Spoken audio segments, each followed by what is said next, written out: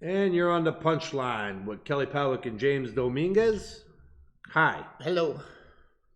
I'm looking at my phone. We're just trying to get in our stuff because we're not as organized as Justin is. Oh, and we just, we're doing Instagram tonight too. Instagram Live. We're starting new. But it's funny that you'd be gone a week and we forget how everything runs again. Yeah. So why don't you tell everybody about what you did this week? Tell everybody about your debut, your commentating debut for UFC Fight Pass. I did. I don't know which one of you guys seen it, but it was pretty cool.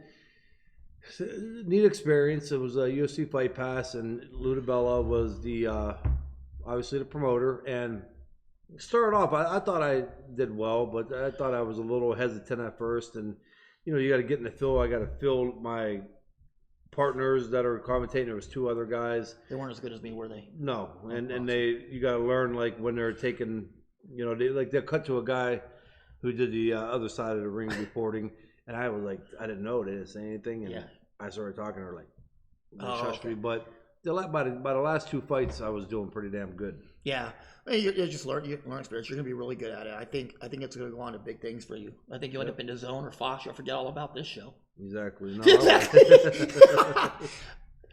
Me and Damon will be doing the show.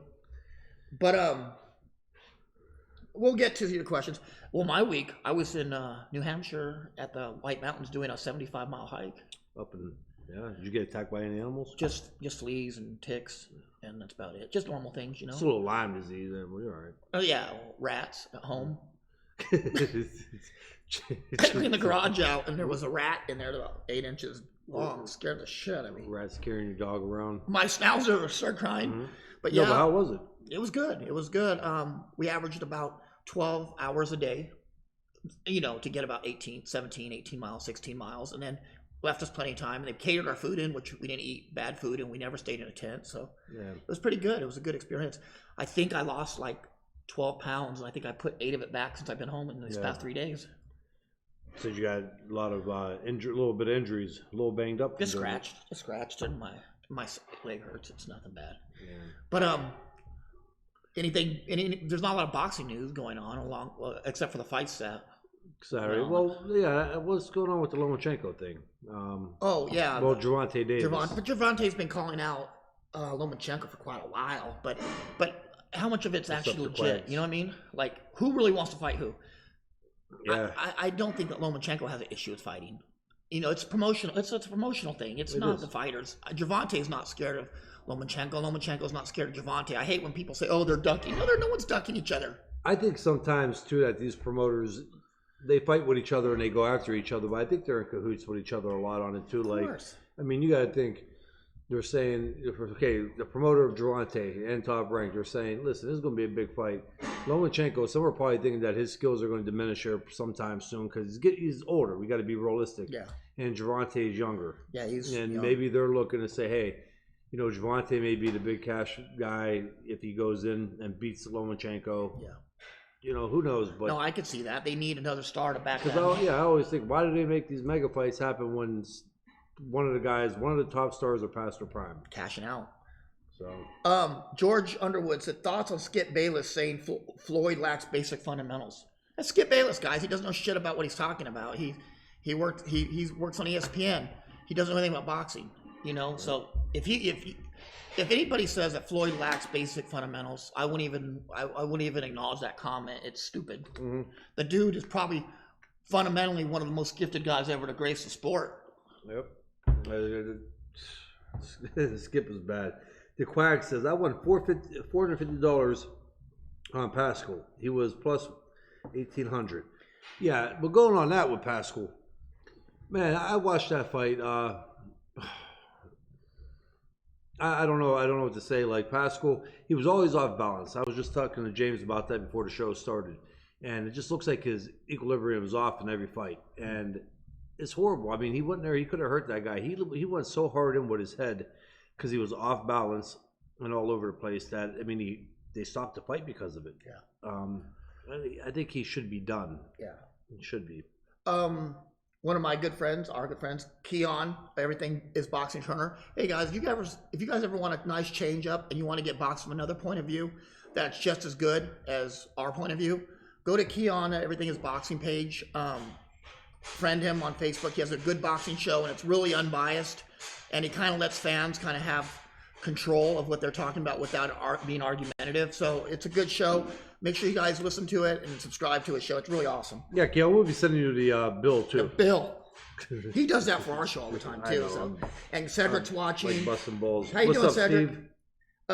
Gail says, "Hey guys, glad to get on board at the start of the show for once. I need some lazy Sunday entertainment." Well, you're in the right place, Gail. Kelly is a master Sunday entertaining. H.C. Frank says Bears. Sunday fun day. H.C. Frank says Bears. No, not Bears. Rusty Trombones. We talked about that on Facebook today. Rusty Trombones will do more than revive you. It'll also clear you out. Yeah. Thoughts, George says, thoughts on Max Kellerman saying Manny Pacquiao is arguably pound for pound greatest ever. You know what? It's not out of bounds to say that. It's not crazy, but do I agree with it? No. Absolutely not. But if somebody did, I mean, they could have a strong case for it. I mean, people consider Muhammad Ali the greatest of all time. And you don't. He had 5 losses. You don't. Or how many losses? 5 or 6? So you don't consider him the greatest, do you? No. Who do you consider the greatest heavyweight? Oh, that's a close one, man. Joe Louis? Yeah, then Lennox Lewis. I got Joe Louis, man, as number 1 and Ali number 2. Shit, you could put Evander Holyfield up there. I wouldn't put Evander top 5, but I would put Lennox top 5. You got animal. I like Evander's definitely a top 10 heavyweight. I would think so. I just wouldn't put him in the top 5. I think Lennox is a top 5 guy. You got Klitschko Larry Holmes. Around. What about Larry Holmes and the Klitschko's? Larry Holmes. Yeah, I mean, there's a lot of. Speaking of heavyweights, if Jerry Cooney ever slaps me in the face or gives me a Charlie horse again, it's fucking on. Tall motherfucker. He always fucking hits us every time we see him. He does. He grab and punch the shit out of me. He fucking punched me in the leg. I told him one day, I was like, after I went to the bathroom, yeah. I came out and I was like, dude, I was pissed straight blood. Yeah. Yeah, he hit me in the fucking leg and my leg went dead. Kevin wants to know did either of you see the Rock'em Sock'em Robots fight between Kawanaki and Areola? 700 punches landed. Yeah. Kelly did. I'm gonna be honest, I did not watch it last night, guys. I was still recovering. Yeah, listen, man, people will say what they want. People are going to talk shit about that fight. And if you do, don't. Because they were, yeah, they were like lightweights with bellies. I mean, them guys threw punches and they fought, and that was great for the sport, and it was great for the heavyweight division. And even by the 6th round, they finally started getting tired, which I thought they would have been dead tired in the 3rd round. And they still were fighting. They were like, even in the clinch, they were throwing bombs. It was a fantastic fight, and there ain't one bad thing I could say about either guy on that fight, and nobody should at all. As I know Areola personally, you do too. He's a great guy personally. Yeah. I love Chris Areola, one of the nicest guys in the sport. I owe him too. He punched me in the jaw at the Mikey fight. Remember? Yeah. He's on my list too. I'm gonna start making a list. For everybody. I don't know though, man. You got to make sure your cardio is up because he could go. No, I ain't beating him. I ain't beating that motherfucker. Yeah. He's gonna kick my ass. But him, Holyfield, and Paul Williams all got it coming. I'm not going. Paul Williams got it coming too. Chris Areola, Evander Holyfield, and who else should I put on my list? Holyfield may get his son after your ass. That big motherfucker from Georgia? Oh, yeah. No, I didn't say I could beat those guys. I said they're just on my list. I didn't say what kind of list they're going to be on. Maybe. Oh. I don't know. It was a great war. George says, who beats Roy Jones in his prime? Nobody. Kelly Pavlik. Nobody. You were a little boy in his prime. Yeah, that was. Oh, Roy Jones was great. I used to love watching him fight. You know, he was another one. You know, I guess to say not somebody that I looked up to. Yeah. Again, I never had like an idol, but Roy Jones was probably one of the guys that here and there I would try to fight like or spar like a little bit. I would go in the gym and try to do some of it. And we were talking about that the other day with Spatafor. You saw him? No, I didn't see him there. I'm saying like when he used to come to the gym when I was young and spar with like Sig Granny and Craig Kikta. And I was probably like 14, and I would go and watch him, and then like I would try to do some of the moves like him until I get hit one time. I'd be like, nah, it's not working. You know, he was the first fighter that I remember that I was in awe. It made me like I couldn't believe what I saw. You know, that was the first time I ever seen that. Yeah. And Leonard didn't do it because a good fighter, but it just wasn't like that. But somebody asked the other day, and I know, you get the 60-year-old experts on here that believe those Fab Four guys were never going to get beat by anybody. They're greatest ever. And there's nothing wrong with that. If they believe that Hearns, Hagler, Leonard, and Duran were the 4 greatest ever, that they could walk on water and punch Jesus in the face, that's fine. But somebody said that Hagler would have destroyed Roy Jones in his prime. I said Roy Jones would have dog walked Hagler around that ring, would have beat the shit out of him, cut him up. Yeah, he would have. He probably wouldn't have stopped him, but he would have cut him up. Hopkins would have. Yes. Middleweight. Yes, Hopkins would have beat him to death. Damon says James made it back. Yeah, he's walking funny, Damon. But going on that with even now, okay, for instance, people talk about let's bring up Spence and Crawford. Spence and Crawford would have given any welterweight, because again, that goes back. People fall into like their era, their age group. Yes. And of course, like music. My music of my day was the best. This music today sucks, and I can kind of agree. But everybody has that. They don't make movies like they made them back when I was a kid. And it's the same thing with boxing. I mean, everybody brings it up. Listen, Crawford and Spence would compete with any era, and they would be at the top of that weight class in any era at welterweight. Derek saying fundamentally, James, really fundamental, yes, absolutely. You think Floyd Mayweather has no fundamentals? You think he just got in the ring and just did what he did before? Yeah, show. The dude was fundamentally perfect as an amateur. I've seen him fight. I've seen him in person. I've seen him train on the national team as an amateur. I knew what he did fundamentally. You don't get to evolve into what he is by not having perfect fundamentals before. You just don't do that. You guys see this shoulder roll, and you see this Philly shell, and you see the shoulder roll, and you think that's what Floyd is. Throw that away. How about his check hooks? How about his lead right hand? How about his jabs? I mean, that's fundamentals. Yes, absolutely. But people think they see this Floyd and that he has no fundamentals. This dude, fundamentally, when he squares up on you, he will beat your fucking ass. And what did he do against Maidana? On the second fight, he squared up with him and fought him normal, and he beat Maidana's ass. Exactly. Well, that goes back into it. I got Floyd kind of on the borderline of basic and not basic. He's not a basic fighter like a Spence who comes in and throws from the hands, from the chest. Floyd created that style, but a lot of that was fundamentals, like basic fundamentals. The way he throws his hook, the way he throws the lead right hand. He don't throw the lead right hand from the ground. Oh, Derek saying Roy Jones. Yes, Roy Jones would have kicked the shit out of Marvin Hagler. Honestly, absolutely. He would have cut Marvin Hagler to pieces. Marvin Hagler was a 5'9", 5'8", and dude, I love Marvin Hagler. He was a phenomenal fighter. He was 5'8", fighting, and he was fighting these guys that came up. From You're talking about lightweight. Roy Jones that went to heavyweight. You're talking about a big light heavyweight who fought. What would have Hagler have done? And who wasn't a knockout? Who wasn't a one-punch knockout guy either? He wasn't. No. What would he have done with a Bernard Hopkins, a 6'2", big strong guy? What would he do with a guy like Taylor, Olympic bronze medalist? What would he do with a guy like Triple G? The problem is people think that these guys were unstoppable, And hey, Hagler had a great work ethic, but let's be honest. Hagler's Fab 4 wins were welterweights and one lightweight. Nothing wrong with them. Guys are great. Sugar Ray Leonard's the greatest fighter ever, and I think he beat Hagler. But the thing is this: Roy Jones was in the '90s was the most gifted fighter that I've ever seen personally, and I don't think he would have knocked Hagler out, but I think he would have cut Hagler up to pieces. And Hagler was not going to wear him down. Roy Jones was always in tip-top shape. What is Derek talking about? Fundamentally sound? Are you talking about Floyd or are you talking about Roy? Roy was fundamentally sound too. Yeah. He was. Real quick, Damon got a good one. He goes, hey, man, was Mike McCallum overrated? Does Winky Wright or Tito Trinidad beat McCallum at 154? I think styles make fights. I think McCallum beats Trinidad. I don't think Trinidad's chin would have held up to it.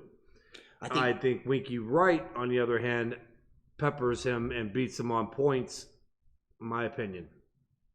And throughout the distance, I think McCallum tires and Winky Wright wins that fight. So, yeah, I would have to agree. Mike McCallum was far from overrated. Mike McCallum was one of the best technicians in the sport. And if he got your body just a little bit, it was over. It was over. Yep. Roy Jones said that was one of the hardest fights he ever had was Mike McCallum. James Toney James Toney said that Roy Jones was one of his hardest fights, but also he said Mike McCallum was the second hardest fight. There's a reason that these guys are saying that. Mike McCallum was full of tricks. He was. He had a bag of tricks on him. He was strong. I definitely think he beats Trinidad. I know people are going to get mad. I don't know, man. But I don't think he beats Ricky, I don't know. Oh, maybe a 54, but not a 47 Trinidad, or maybe a 54. I don't know. Trinidad, to me, was the most technically perfect fighter I've ever seen with his hands. The way his punches were, the way they left the chamber, the way they came back, he was never out of place. The only part of Felix Trinidad's arsenal was his feet. His feet weren't fast. Oh, he was a basic. He threw nice punches, but. And he could crack. I mean, again, I have him losing to De La Hoya. Oh, De La Hoya whooped his ass. Yeah, I mean, I don't know. Yeah, TJ, you're right. Hagler had a 75-inch reach. But see, a lot of people, they throw this reach thing out there a lot. Oh, this reach. The reach counts in the amateurs. It counts in your early career of the pros. But when you get to a high level of professional fighting, that reach is nullified a lot. Haven't it been nullified? Yeah. Because these guys all know how to work around a reach. You fought guys with longer reaches than you. Did you work around it? You learn how you jab with them. You mix your jab up. You set the timing up different with the jab. You push your toe to the outside of their toe, and it's not as effective. And when you start hitting them with hard shots, believe me, their jabs come at you different. They're not using their reach anymore. They're hesitant. Yes. Everything changes in a fight over a period of a fight. You got to remember, 12 rounds. Round, this cat comes out and he's in your ass, and you're going, and everything you're trying to do that worked the last round is not working in that round, and that's when you got to go back and hope that your trainer and that you have enough up here to change it, and that happens. So the reach it's a moot point at some point during the fight. Yeah. Oh yeah, I agree, 100%. Derek said, didn't McCallum come out Kronk? He did. He was one of the stars of the Kronk. He did. He came out of Kronk, and he's one of Manny's guys. I have Tim Esteban, our big homie, said, I have Tim Zhu in my top 10. Have you seen it? I have seen Tim a couple times. I don't know if I have him in the top 10 yet, but I could definitely see him breaking it. Kasha Zhu, son? Kasha Zhu? I've never seen him. What's going on with that Graham? Not working? It's working. It's just... Skip Bayless versus James in a boxing debate about Floyd. Make it happen. You know what, George? I would love to, but the thing is, he's an idiot, and the problem is with arguing with an idiot. After out of a certain amount of time, you can't tell who the real idiot is. Who's that? They said I should argue with Skip Bayless in a boxing debate. I said, yeah, but you argue with an idiot, people can't tell who the idiot is. You ain't gonna win that one either because he don't shut up. No, if somebody has a question, I'll pass it over. I'm gonna try to get it fixed. TJ, so I'm not saying Hagler would win, but he had a great job. Oh, Hagler was a fantastic fighter. For me to sit on this show and say anything but that would make me fucking be an idiot. And I know Kelly won. Kelly likes Hagler. They're cool with each other. Hagler, nobody's knocking it. We're not saying Hagler sucks. Hagler's an all-time great. But what we're saying is times have changed. Okay, Jim Browne, would he be a top running back today? No. He'd be a good running back. He'd be a short yardage running back. Let's be realistic. Would the 70 Celtics beat Golden State today? No. They didn't play the same way. But I got a question for you. Would Barry Sanders be successful in the NFL today? Oh, absolutely. What about Bo Jackson? But because they were on that cusp of new breaking in but still, I mean, and who knows, would they have been as dominant as they were then? Barry may have, because he was already fast and strong. He was small and agile, yeah. But Bo Jackson, come on, you got linebackers now that are 6'3", 235, and run a 4.4, 4.5 40. Yeah. But Bo was one of those guys that was just 6'2", 240 himself, and ran like a 4.2. And I agree, but that goes back to that point where we get stuck in that era where like that was our time, like our childhood. Yeah. And nobody was better than those guys because we were kids that looked up to them. Yeah. And I understand they think that way. But the problem is they fail to see who these guys fought. Three or four of these guys Hagler fought, or four of them, Benitez, Hearns, except for Hagler, Hearns, Leonard, they were all welterweights and lightweights. And they were all great. But Hagler was a full-fledged middleweight. Now, and another thing I want to bring it up too was people talking about this Roy Jones Hagler thing. Hagler was a strong, muscular guy that stayed in shape year-round. That cannot, every rotating weight. He'd walk around about 165, 163. He never got too far out of his weight. Roy Jones is 160 pounds and walked around at 173 to 176. Which is why he ended up at light heavyweight. Yes. Jumped to heavyweight. Let me get a couple here. Oh, yeah. Kevin from Chicago. Not many coming on, but Kanaki has a granite chin, power and heart. Do not count out the Polish power against anyone. It's not the power, Kevin, that I think that's going to keep him in a fight at the heavyweight. I think it's his endurance, and if he could get past to 4 or 5 rounds and make these bigger guys try to keep up with that pace that he has, that's where he's going to have a chance at winning a title. If Ruiz did it, and which again, Ruiz got a lot better defense than the Polish kid, but Kawanaki, yeah, whatever. Are you Polish? No, Slovak. Slovak. But yeah, so he stands a chance. I mean, honestly, he has a good chance in the heavyweight division. Again, with Chris Arreola, that type of fight, but Chris Arreola is a smaller guy who punches and throws a lot of punches in pretty good shape. Absolutely. TJ says, I agree. Boxing is always evolving. Would you agree that the heavyweight division in boxing is evolving more than the heavyweights? That no division? I think the heavyweights are evolving more than anybody else. Do you think so? I think the welterweights are evolving too, though. Welterweights, the light heavyweights. Featherweights, lightweights, they're all evolving. Super middleweights. Well, the only reason I say evolving is because they're getting bigger in the heavyweight division. You know how rare it was to see a 6'5" heavyweight when Lennox Lewis came, and Michael Grant and Jorge Luis Gonzalez. That was and Riddick Bowe. That was rare. Like your tall guy was like Jerry Cooney and he was thin. Yeah, he was thin. I mean, now you're talking guys 6'9", 6'7", 6'6", that looked like they could play fucking basketball. Yeah, like they're strong forwards and centers. Esteban wants to know: have either of you ever broke a hand or badly injured a hand in the middle of a fight? Can you adjust to give yourself? What do you say? Can you adjust? Well, he just asked if we ever broke our hand in the middle of a fight. Damon Kelly, James, can you guys explain what Ryan Garcia and Canelo is doing with Golden Boy Promotion? Making money? Making lots of money.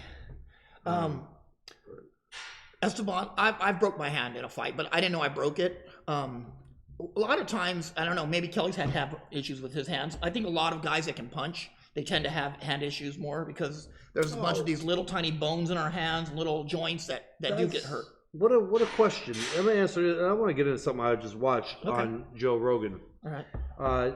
How about the Great American Winning Machine? Who you got, Stipe or DC in the rematch? Stipe? Stipe, yeah. I got Stipe. All right. I don't know, guys, the answer on that one right now. It depends what Cormier comes in. He could be, if he's a cake eating Cormier, he's really good. But if he's really working at cut weight, he's not that good. Justin, who do you got? I like Stipe to win, but he's a Cleveland boy. He is I love him and I really like him, but I don't know if he can beat him. That knockout was a damager psychologically. Psychologically, I mean, Cormier is really good, but Cormier. What pisses me off with Cormier is he's not as good as he thinks he is. He never will be. John Bones, drugs or not, whatever. John Bones is the greatest. John Bones beat his ass twice, and I can't stand Cormier for that fact that he thinks he's the best. And he thinks he's. I don't give a fuck what his record says. Bro, John Bones beat your ass. You ever kick somebody's ass? You ever kick somebody's ass really bad and they don't admit you kicked their ass? Yeah. That's Cormier. Yeah, exactly. He's like, no, you just got me good that day, but I'll be back tomorrow. I just can't take it. Hold on, Damon. He goes, they went public saying they will start doing their own. I don't think they're going to be able to if they're under contract. Yeah. But go to the Joe Rogan show today. I was watching and it popped up after I was checking out the fights, and I seen him talk about something about hand injuries, and he made a lot of good sense on like taekwondo and it wasn't as good and because of the striking, that if you're going to teach any young people how to fight, ground game and boxing, and they really stuck on boxing. But then he got into the thing with hand injuries and how they go and they get the cartilage real tough and the scar tissue on the hands to protect the hands. It's like, listen, the hands are not made for it, man. There's nothing that's going to make them strong, especially if you got a 160-pound or 180-pound man who hits like like a horse.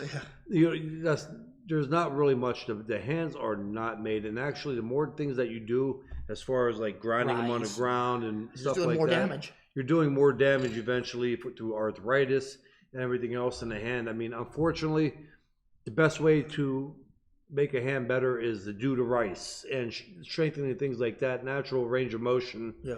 And it will strengthen some of the tendons in there, but that's not really going to prevent The only thing that injuries. works. The only thing that works is not do that no more. Yeah, that's not And gonna even prevent- so, how many times do you wake up and you have pain in your hand still, arthritis in your hands? I do. I can't even close my hands some days. Yeah, you hit wrong. I mean, you catch in a fight and you hit hard. Your hand, that little area, that much, that scar tissue or cartilage that's toughened is not going to stop the force behind a punch of a guy that knows what he's doing. And you're going to always have some type of injury in boxing. I mean, there's unfortunately no real way of getting around it. Yeah, Esteban wanted to know if there's anything we could do to give yourself a chance with one hand. You know, a lot of times, Esteban, like when I hurt myself at the Ohio State Fair, I think it was in 95 or 94, I'm not sure what year it was, but I had hurt myself. A lot of times the adrenaline, and your hand kind of goes numb after you hurt it, so you can get through those rounds, but it usually hurts later when they're taking your gloves off, and then you start feeling it. But at the time, there's really not too much you can do. It's just something you have to work through, and maybe it depends on which hand, but you start going, and if it's an amateurs, it's a lot different from being a pro. Kelly can help you on the pro aspect, I can't. But maybe as an amateur, you just rely on your jab anymore and your check hooks and things like that if it's your right hand, and use your right hand just as much to gauge distance. You can, especially against the southpaw. Yeah, because you're basically just trying to score points. What would you do as a pro though to kind of adjust? To what? To an injured hand. Just say you injured your right hand, how would you adjust to it? It's hard. I mean, you got to throw it out there and maybe just find something where it don't seem like it's hurt, because the guy will find out and he'll know. Maybe the corner will tell him. But yeah, you got to mix it up. He fought, was it Ike Corte? And his trainer said, go to the body. Yeah. Focus on the body. Was that, you think? How do you like that advice? I don't. I mean, you catch that elbow, you're better off just hitting him in the head. That's what I was wondering. That he just thought the body was a softer target. Second, you got to remember, when you throw a punch to the body, it's not as your hands ain't as in the same position as going to the head. Sometimes you never know which way it's going to land. Even if you hit him flush on the body, or on the hip, you don't know which way the wrist. And when that hand hurts, it goes all the way up to the elbow. Steve Z, where's Viking Herm been? You know, he's missing in action. He ain't been in the gym. He's in love, Kelly. He's in love. Damon Martinez, how did you like commentating for MMA? It was good. It was boxing, but through MMA. Fight Pass. Yeah, Fight Pass. UFC Fight Pass. It was cool, Damon. It was a neat experience. So, you have a question here from Darren. I saw a fight on the Conlon undercard where the referee was also the judge and the only one judging the fight. Is that journal practice over there? It seems like crazy. You know, it just depends on the commission. In Europe, they run a little bit different ship. We just saw they run a different ship. They allowed Dylan White to fight on steroids in England. You know what I mean? Mm-hmm. They allowed him to fight on fucking D-ball. And you would never get that in the United States to fight on D-ball. I can't believe after everything that's happening, James Burrell got a good one. Yeah. Did either of you ever use cortisone? Is it allowed in boxing? I have used cortisone in training. Yeah. I got cortisone shots all the time for my hands. I got them for my shoulders too. Mm-hmm. Here's the issue with cortisone. Too many build scar tissue, and it causes actually more harm. At least this is what I was told from a doctor. After like the fifth one I had in my hand, they're like, slow down on the cortisone shots. This calcium deposits, it builds. I heard it gives you false confidence because you don't feel the pain anymore, and the pain is what slows you down. That's what it was. It was. I wanted to ask you something too, Kelly. I've heard a lot of pros talk about this vitamin cocktail that they did I don't know what it is, but they said it was vitamins. And before everybody freaks out, it's not steroids. It's an actual legit vitamin cocktail that they mix some vitamins, B12, B6. You know what I'm talking about, right? I did. And they give it to the fighters. I got it one time. And was it really as good as they say? Absolutely. I thought but I had a guy come in and he was good only one time. Lomachenko said he takes it for his fights. Oh, I loved it. I mean, I had the Aceal water. Yeah. I drank that. Yeah. And then I took the vitamin cocktail, and I think it's good for you. I mean, it's vitamins. It's like $500. Yeah, you could buy it. You could do your own like drip line with it. Julian goes, the fight there was just about zero defense. Adam is a fun fighter, but a Wilder or Fury would most likely make easy work out of him. You know what though? That's what's great about the heavyweight division. Anybody over 200 pounds is a shot. Anybody has a shot to knock anybody out in this division, no matter how good you are. We saw that. Let's be honest. How many of you guys gave Ruiz a shot? I didn't. I thought Josh was going to walk right through him. You did. Yeah. You did give Ruiz a shot. I didn't pick him to win though. No, but anybody that says they knew Ruiz was on here is a damn liar. Anybody on here says that they had Ruiz to win, But the thing is, if you're everybody over 200 pounds can punch, and anybody has the ability to change a fight. It's not like the welterweight division where one punch ain't gonna change it. Yeah. It's heavyweight division. Even the cruiserweights, things can change quick. Yep. Daniel, you're the man, Kelly. Thanks, homie. Julian goes, that fight, there was just about zero defense. Yeah. Adam Kanaki is a fun fighter, but Wilder Fury will most likely make easy work of him.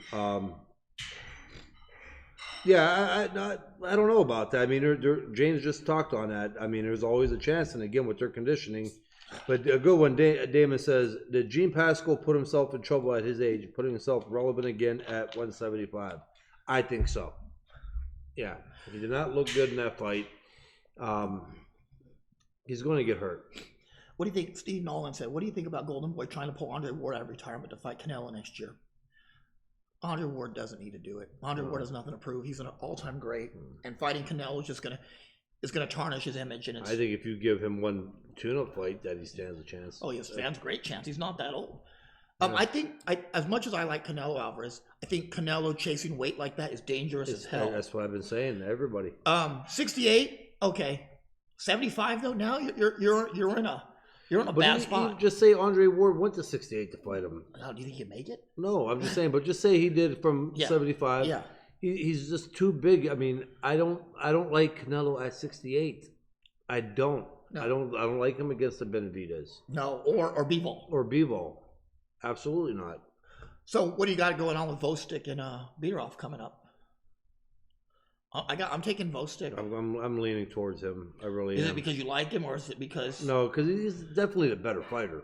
Vostik can crack though. That's, or Biderov can crack. That's my only issue. I mean, and better be he lands them too. He lands a hard shot at least once in a fight. But the better all around fighter, you think Vostik? Oh yeah, absolutely. I mean that's not the issue. Harvey says, Harvey Boxing Vortex Butler says, who do you think the most successful between prospects? Teofimo Lopez, Devin Haney, Shakur Stevens. Well, where's Virgil Ortiz? Where's Virgil Ortiz, Harvey? Or is he a prospect still? He is a prospect. I don't know. If Teofimo is, Virgil is. Yeah. I would put Virgil on that list, and I would have him and Shakur, maybe, and Teofimo at the top of that list. Virgil, Teofimo, and Shakur, with nobody being better than anyone. But if you ask me, I got Virgil Ortiz number one. Listen, people were talking shit on Teofimo because of that last fight. I'm not talking shit. His stock did not drop at all, in my opinion. He's still a top guy. Yeah. Damon says Canelo versus Gene Pascal. Can you see Canelo that happening beat Pascal at 175? I think Canelo can beat Pascal. I just think at 175, yeah. I don't like him at 75, but I think Pascal is just too old and to be effective. But I think Canelo needs to stay away from those guys that like Bivol and Benavidez. Yeah. Did you see that bullshit on Jose Benavidez they made a big deal about Jose getting arrested? David's little brother for street racing. What is the fucking big deal, dude? He was racing a car. They were doing street racing and. Don't get me started. But isn't it true? What is the big deal? They had him on TMZ for racing a car. Again, the more successful you are, the less you could do. Right. It's just unfortunate the way it is. Gail says, right on target, James. Virgil Ortiz Jr. is a good. You're right, Gail. You know your boxing. Damon goes, Tank is hot right now. He's got heavy coverage. Does he beat Lomachenko? No. I'm just going to say that right now. He compared himself to fine-tuned younger Salido. Said he can swarm Lomachenko. Thoughts? You're not fighting a Lomachenko in a second pro fight. You know, I love Tank. I think Tank's one of the best fighters in the world. We've all been high on Tank. But Lomachenko and Tank right now are still in different leagues in sport. Lomachenko is so far advanced now than he was in a second pro fight. And he's getting better. He's not getting worse. But there's a shelf life on Lomachenko. Maybe 2 more years, maybe. And I think maybe that's what they're holding Tank out for. He does keep himself in great shape. He may have, I don't know. Yeah. But I think, and that's what I think they're doing there. I think they're going to put Tank in there maybe in a year and a half from now. And because he's still young, and then he's going to be the next superstar. Hey, Donnie's here.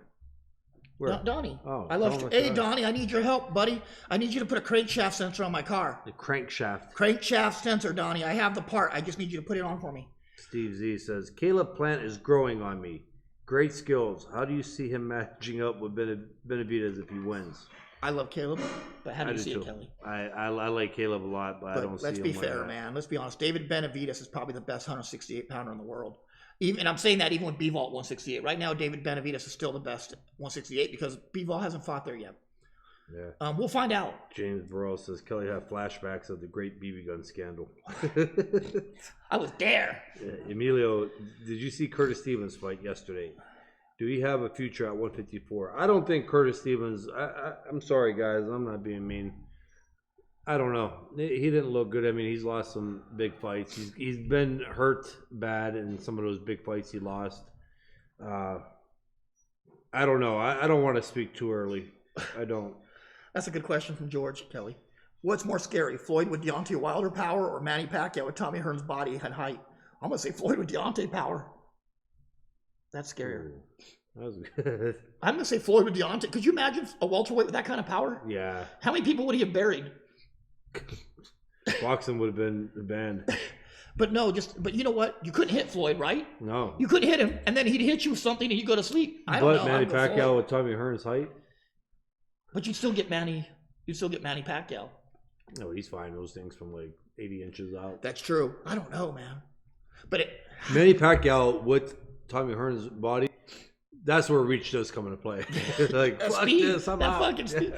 Remember, what did Brandon Rios say? He's a fucking octopus. He said he was like getting beat up by an octopus when he fought Manny Pacquiao. Like the Rush Hour movie where like... Fantastic movie. Dude, he gets in a fight with Bruce Lee, fucking Brad Pitt. It's a great movie, dude. You gotta watch it. daughter wasn't too thrilled about that. Shannon Ladies. Oh no, because Bruce Lee got thrown through a car? She was not thrilled about it. Of course. Damon goes, how do you... Oh, good one, Damon. How do you guys feel about the PBC not recognizing the WBO anymore?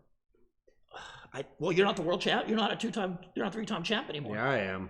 But PBC said you're not. That's PBC.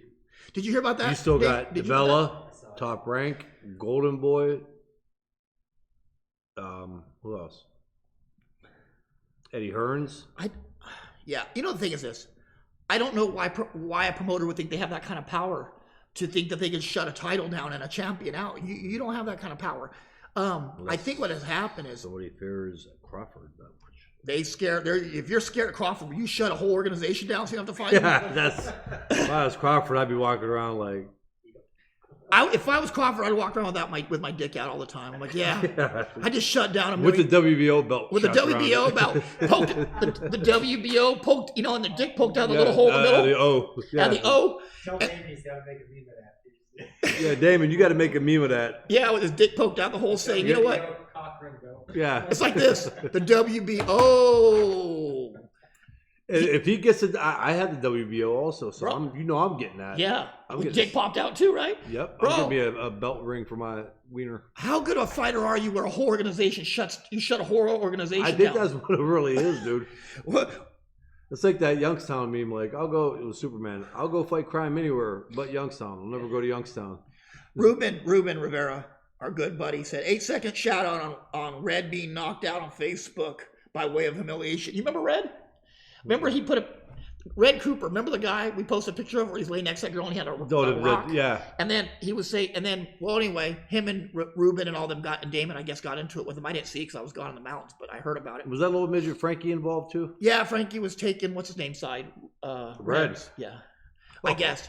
But what had happened was, I guess he, remember he had the ATM receipt where he had $400,000 and we went on Google search and it was Colin Farrell's ATM receipt and he tried to play it off as it was his.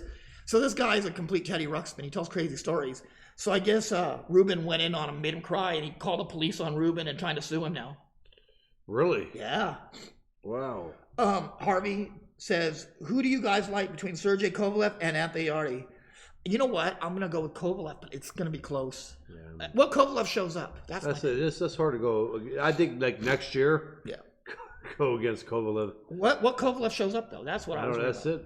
But even when the one that we don't expect, we always got the rumors on training camp and this and that. I don't anymore. When training camp was bad, he came out and looked good. Yeah. When training camp was good, he got beat. Emilio Santana wants to know, Kelly, how did you get the nickname the Ghost? Long story, man. But amateurs, I was, believe it or not, guys, I was a slick fighter. Even go back, watch some of my earlier pro fights. Yeah. It was slick, and then we were just knocking everybody out and got in a habit. That's why I ended up being a banger. But I was at a tournament. I was like one of the only white kids, and now go in there and make people miss. But the black kids were calling me Ghost because I was like the only white kid there, and they called me Ghost. I was pale and white as shit. El Fantasma. Yeah, I like lit up later in these lights in here, and you're knocking them out. So they called me Ghost. Yeah. They called me Ghost, and then actually after the tournament where they were calling me Ghost, I brought the video home to my brother, and he was watching it. And he's like, damn, you move like a ghost in there, because of my defense. I was like, make people miss and, get behind them. Be behind them and shit like that. So it was kind of a coincidence. Nobody had the nickname the Ghost, and it stuck, so we went with it. Steve said, your opinions on Canelo and Oscar fiasco and having his belt taken for months. Mexican groups have in media been hinting about discord, specifically Mexican employees who work with Mexican management teams and Gomez. Lots of mistrust and feelings that Golden Boy is being disingenuous and not being forthright. Well, I'm going to tell you, that's all promotion companies. You name an honest promotional company, and sir, they are not a promotional company. That's how they've always been. That way, I don't know any rumors on Canelo and Golden Boy, but I don't know. But the IBF stripped Canelo because he didn't defend against the #1 challenger, and that's the rules. Man, Steve Z's in and out. He must not be watching. He want to know about Cove and Yardy. Very interesting fight. It is. Experience or youth. It is, but I'm going towards. I think James is going with Kovalev also. James Burrell says, "Does WBA do their rankings with the bingo tumbler?" I think the WBA does, to be honest with you. I don't know if the WBO does, but I know the WBA does because 50 of their fighters, the top 50 all have belts in the WBA. Bobby Clamchez, I think this is the Bobby Clamchez. Is it Bobby? Yeah. What do you think about the Wilder versus Ortiz fight? I believe that Ortiz is going to beat Wilder this time. You know what? It's not a question. It's not a question, but do I see it? No, I don't see it, but I don't know. But that's a fight that I personally don't want to pick. No, but Wilder has that one-punch knockout power that changes things fast. Ortiz he does too. But he's getting older. Last time he fought he claims 42, 47. Yeah. They're going to send his paycheck through silver sneakers. Hector's watching. We were just talking about Virgil Ortiz, one of Hector Beltran, one of Virgil's trainers and one of the best trainers in Texas, I think. And Kelly's watching, my good friend Kelly Morgan. She's so cool. She makes the best food in the world, dude. She makes the best pierogies I've ever had. She makes enchilada pierogies. Oh, Damon had to go, and he goes, how about Marcos Medina said he come back for Pacquiao? He ain't coming back for Pacquiao. Well, it all depends. Yeah, I don't think so, man. I think he couldn't even finish this last camp out. You know what I mean? Who would train him is the bigger question. Yeah. Anything on the Instagram? Juan Torres, one of the greatest. There's Juan Torres, one of the greatest martial artists ever, I think, and and he has a book now, Juan Torres, and he also fought Zab Judah in the pros. No shit. Yeah, Juan, one of good buddies. Kevin said, Kelly, how'd you think Wilder did as a commentator? I thought he did better than I expected. I didn't hear it that much. I mean, I've seen parts of it. Yeah. Listen, guys, I'm gonna be real with you. Yeah. I went through the fights pretty quick. Hector has a question, Kelly. What do you guys think about Canelo throwing shade at Golden Boy and Golden Boy not backing down? But Canelo throwing shade at them? Yeah, or Canelo threw shade at Golden Boy and Golden Boy not backing down. Golden Boy's not going to back down. They're not. I see. The whole thing is I don't know the contract between Canelo and Golden Boy or what was put in the contract. So I mean, right now, ain't nobody really going to know until what's going to happen with this. Juan says, what do you guys talking about today? Well, we started on the fights last night, Juan. Then we were talking about hand injuries. Then we were talking about what else? About fights. About Marvin Hagler fighting Roy Jones in his prime. Is that how the breakdown went today? Yeah.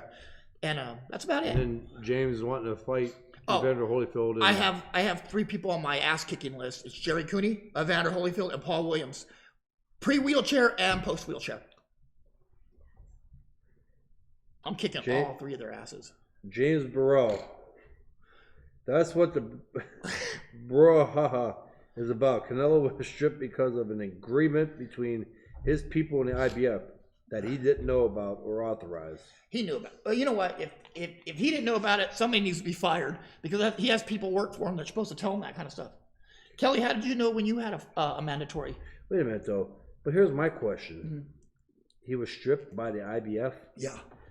What the hell is the IBF thinking on that amount of money in sanctioning fees to pass up on that? So what is it a fight? 30 million, 33 million? 33.1. That's a hell of a sanctioning fee that you're 5% sanctioning fee on 33.1. What is that? Well, 10 would be 30. Oh no, that's 3 mil. 3.3. So it'd be 1.7, right? 1.7 million in sanctioning fees. Yeah, why would you strip him of that unless there was something that he's not paying him? Juan says Marvin was, and I repeat, was one of the best ever for his era. We have to remember to stop comparing different eras. I agree, Juan, but the question was asked: would Marvin Hagler beat a prime Roy Jones? And I said absolutely not. I think Roy Jones was one of the best fighters in his prime ever. And again, you can see nothing against Juan Torres, but you can see where the fan base does come because Hagler was in the late 70s, 80s, that type of fighter, and that was a big fan. Obviously, he was a big idol. But you're going to really say that he beats a Roy Jones Jr. and that it's even a close fight? I'm sorry. Come on. Then he says Canelo don't need that champions and make $5 million a year or $10 million a year and show you guys. IBF's a big belt. Yeah. Shakur said the negotiations went bad with Derevyanchenko, who was ordered mandatory. Thank you for that. Shakur was like I said, I've been out a whole week and with no reception, nothing. So it's really hard. And the only time I did have something, I'd post a meme and I'd go back to doing what I did. And it was very stressful because no fucking meme. You want to tell any stories of what may have happened at band camp or I put a boot camp? I put a flute in my pussy. No, with that girl. Yeah. Oh. No, but hey, I still want to thank the Wounded Warriors for taking me. Oh, that's absolutely. That's cool. That's awesome. I want to thank Chris and Alex and Kim for they're the ones who ran it, and they had and Jody, they had such a good program for us. And hey guys, I know we talk boxing, and I know we're all laughs and jokes, but before we go ahead, I wanna send we're thinking about the victims in El Paso and Dayton, Ohio. Oh, absolutely horrible. What a terrible tragedy that is. And that's where sometimes we get so caught up in boxing and what's going on. I think we forget about the real importance of things in life, and sometimes this supersedes any boxing or anything like this, so I'm thinking about we're thinking about the people that happened to, and what a shame. Hey, now that's brought up, I do got one thing. I don't know the exact diagnosis or what's going on. It's with the young girl. I'm gonna go grab it at my desk. I want one of those shirts. Yeah. But guys, I'm gonna set up a account. I think they have a PayPal account already on the thing. Guys, I'm gonna bring it in. And tell her what she's doing. Really hard. Megan. Yeah, I'm gonna go into that real quick with Damon. Does Prime Lewis outbox Deontay Wilder? I think so, but it's a good chance Wilder could catch him too and end it. And does James have a body count out in the woods? Do I? He might. With no Wi-Fi. I was camping with some females. There might be 2 or 3. But I'm just kidding. I don't know. The IBF is a pay-your-play organization. My son is rated WBA and WO at 164. The IBF don't do anything for the local guy. And you're absolutely right, Vinny. You are 100% right on that. I can't argue that. It always has been that way. I don't know if the IBF has more value. I always going to believe that the WBC is the #1 belt for fans and fighters. I don't know what it is about that green belt, but they love it. So, and Mikey and all these, we forget about all the important things. And, these are some of those moments that other people have things going on in their lives. And we need to be here to support them too. Just like Megan now.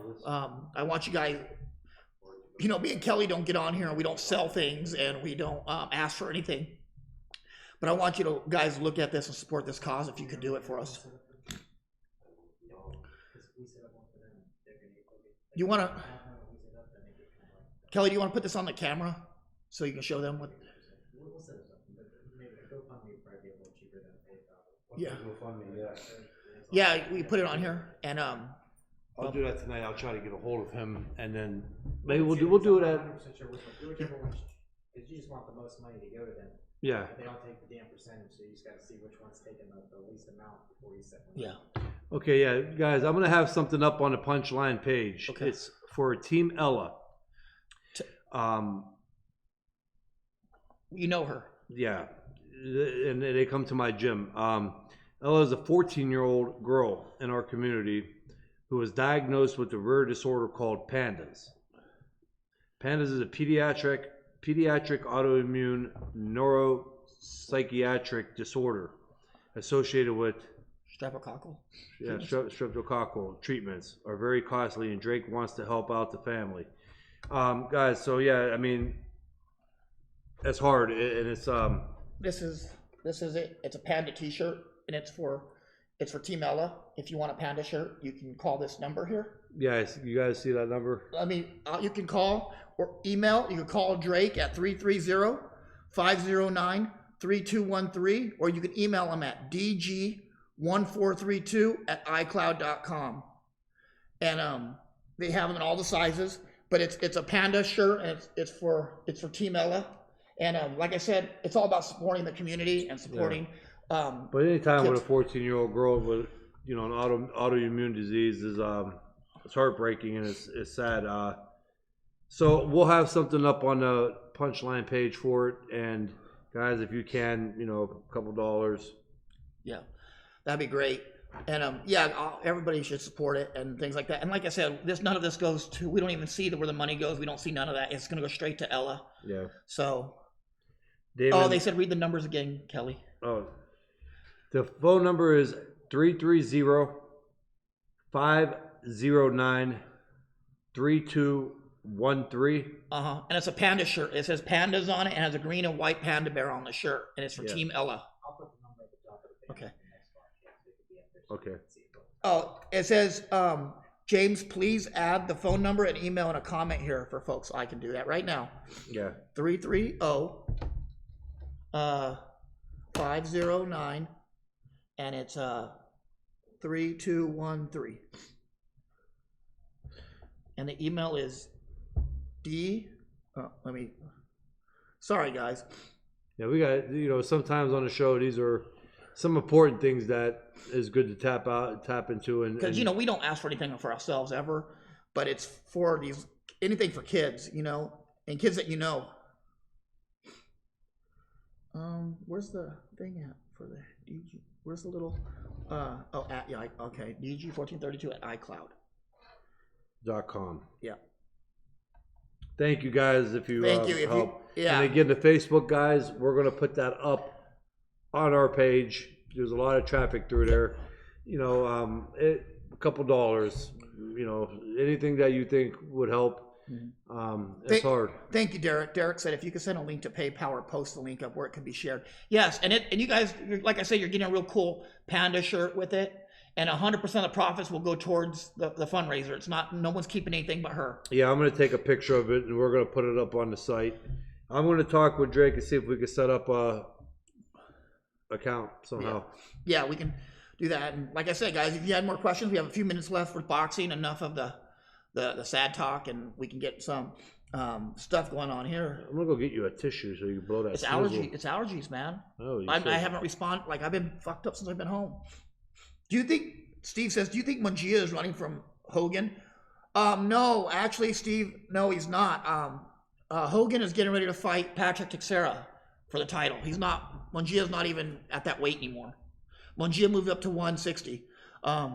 Because my cousin Roger Romo trains Patrick Teixeira, and they have the fight already signed. So Hogan's fighting Patrick Teixeira for the world championship. Mm-hmm. And Mungia vacated, so no one's really running. Just Mungia couldn't make the weight no more. Yeah. Is there a George Underwood on the Facebook? I don't know, is he? Because we got who wins Floyd with Deontay Wilder power. Oh yeah, he's hitting you on all day. We already answered that. Yeah, we got that, George. We tapped into that one, buddy. If any, well, I'm just going by what I was told, and he said not true. Well, I don't know, but he was saying that Hogan and Patrick's fighting. So, and Mungia did move to 160. Damon says, Kelly James, how can fans get on Instagram? Oh, Wait till next week. I don't know. I didn't even know we were on Instagram until a few days ago. Well, you have it's @_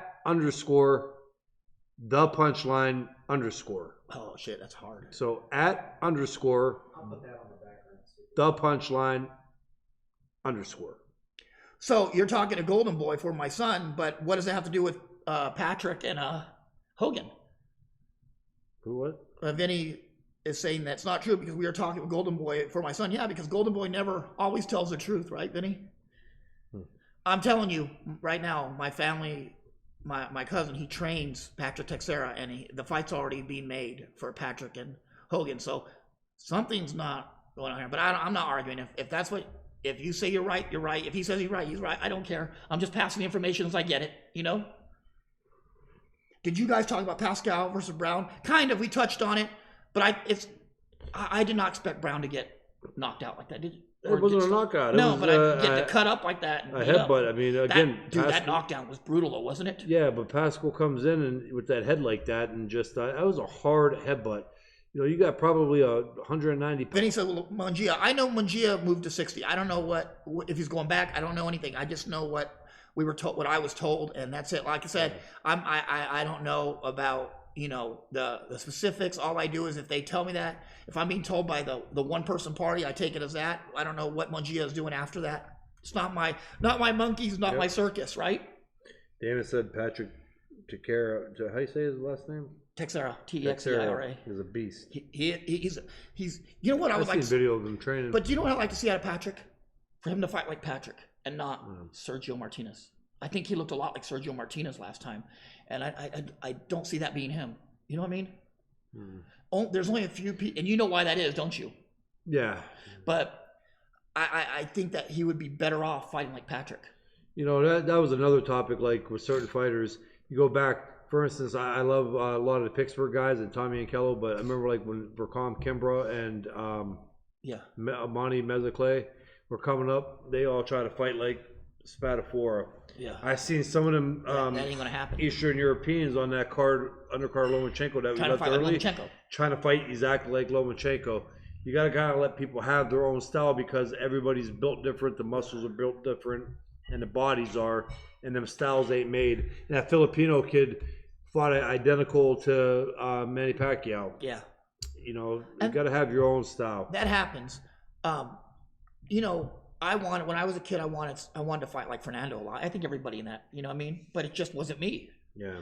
I had enough trouble fighting like James Dominguez, much less fucking anybody else. But Furman says Virgil Ortiz versus Teofimo. We got into this last week. I think right now, if you ask me, unbiasedly, I would say Virgil would beat Teofimo. He's more physical and he's a bigger guy. Yeah. I mean, he had a problem with the 6-foot guy this last time, right? Yeah. You're looking at Virgil, who's 6 foot tall himself, and he has one punch knockout power. Yeah. And he has a good chin. So, I don't know. What do you think, Kelly?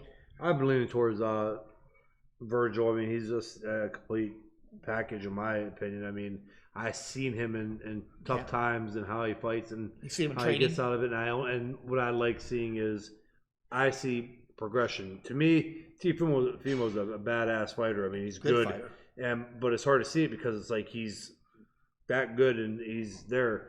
As where I'm seeing Virgil Ortiz really fall into like just everything coming together, and his power is really scary. I think Virgil's being moved really well. Yeah. Whoever's moving him is moving him awesome, and it's not Golden Boy. It's somebody else moving him because the way they're moving him at the perfect time, at the perfect speed. And another thing with Virgil, I think he has a good family system and a good trainer system. I mean, he has Robert Garcia, his dad. He has Hector. He has a big group of people around him that his well-being is more important than his paycheck or what he does in the ring. Yeah. So and you were lucky. You had the same thing. Damon says, "What do you guys think of the African kid Will who stopped Stevens by herself?" Thank you, Vinny. I appreciate it. Thank you, and good luck to your son. Don't think much of it. I do know your son. Don't think much. I just don't think it was much of it. Yep. I do know your son. I've seen him fight, and I'm a big fan. So thank you. Carrie's watching. Our boy Carrie. He's watching the show. Carrie's watching the show. Apollinaire Villanueva. He's been there forever. You know what? This past week I've had to do something I normally haven't done in a long time. I've had to actually ban people off the fucking thing before, Kelly. What? From the page. And I've never do that. I don't even know how until this last week. Somebody came on, and you did that thing where they did the thing for Fight Pass. They put your article up for you doing UFC Fight Pass. How come when some people fans, they have to always have some negative shit to say? Like they put on there and he goes, "Oh, I hate UFC. UFC always has good dudes, fucking gay dudes fucking on there." I'm like, dude, it's not about that. It's about Kelly doing something huge. And he goes, "Well, I'm not." And I said, "It's a good thing for Kelly." He goes, "Well, I'm not happy about it." And then he just kept on arguing. I was like, you got to go. I can't even do this because it's not about what you think of UFC or MMA because that doesn't even matter to me. Fight Pass has a bunch of, you can watch the UFC pay-per-views through Fight Pass and pay for them separate, but they just have a bunch of different fight organizations. Yeah, just way to make boxing. sure. But the thing is, he used that as a stage to just talk about how much he hates MMA and they're gay. I'm like, okay. Emilio X goes, what do you guys think about the new punch sensors that measures punch force, power, and speed? Did Kelly ever measure his power? Yeah, I mean, it's kind of been around. They've been around. I don't know. I mean, I think... Russians had that in Rocky IV. Yeah, they had it in Rocky IV. I mean, I think it's cool if you want to see progression of a fighter at an early stage as he's getting older. Yeah. I think it's cool.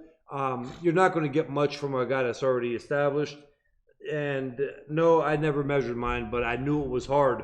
You know how I measure mine? 34 knockouts out of 40 wins. You know how I measure mine? Do you know how I measure mine, Kelly? That little punch machine at the fair with the ball. Oh yeah. Yeah. You remember when we did that at the at the trampoline house, and we got everybody in the trampoline house to watch? Yeah, we did. They had a treat. They were like, Kelly Pavlik's punching the punch ball. Dude, you fucking killed it. Your right hand was like 998. I don't think it was that high. I can't catch that thing in the middle. You caught it. It was like 9 something. You gotta hit those like right in the right spot. Dude, it was like 200 higher than mine, wasn't it? I was hitting that fucking thing, and the whole machine was like about to break. There was so much speed behind it. It was in Florida, crushing it, and I still couldn't get up to like 920. Wow. I'm going, it's ridiculous. Derek, no, you know what? I didn't get to catch it. I didn't. I was, like I said, I've been out of it since I've been home. Like, I had this long road march and everything, or this hike, and my mind hasn't really been into it, like anything. And he really had a lot of things going up there. Yeah, it was. Well, you know the story. The redhead girl taking a shot to the mouth by her brothers. Yeah, that fucking. Yeah. I knew it wasn't gonna come out. But I didn't say what kind of shot to the mouth. Yeah, you're right. All right, let's wrap it up, guys. We're going to get this out there. We're going to put up the fund for this. I'm going to talk with the brother of Ella. Get your panda shirt. I'm going to get my panda shirt, too. I'm going to get a panda shirt.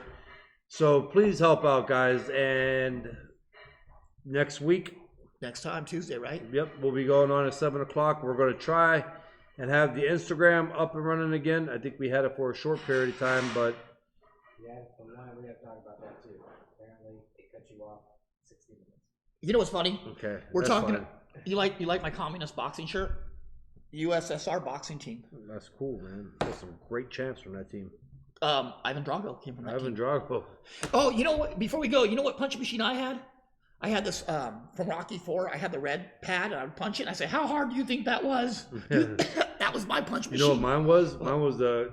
Remember the calculator squares? Yeah. That like you push it in and it tells you like you have like 2 times 1. Yeah, you push it in and it will come up, 2. And it was red. Yep. And that was mine. I punched the fuck out of that. Cuts on my hands because that was plastic squares. So that was funny when we were talking that one time and we both did that. And we both did the punches, and then we also made championship belts. Yeah, out of a weightlifting. Out of weightlifting shit, yeah. We both did that, and cardboard boxes. Cut them out. Yep. All right, guys. Well, stay tuned. We'll be on. Follow the page, and we will talk with you. Thank you, Gil. Appreciate it. Appreciate everybody watching. Don't forget to like. What else? Subscribe and share. And go to Instagram Live now. You can watch it there too. Yeah. If you guys have any questions that we didn't get to today, go ahead and message the questions and we will get to them. Go to the Punchline fan page and join, and go to the Punchline page. You can join. We keep up on There's boxing articles every day, and there's boxing clips, video clips of different fighters and things. So, and it's open to the fans for you guys to post too. So definitely get on there. All right, and thanks, Steve. We'll see you. Have a great week.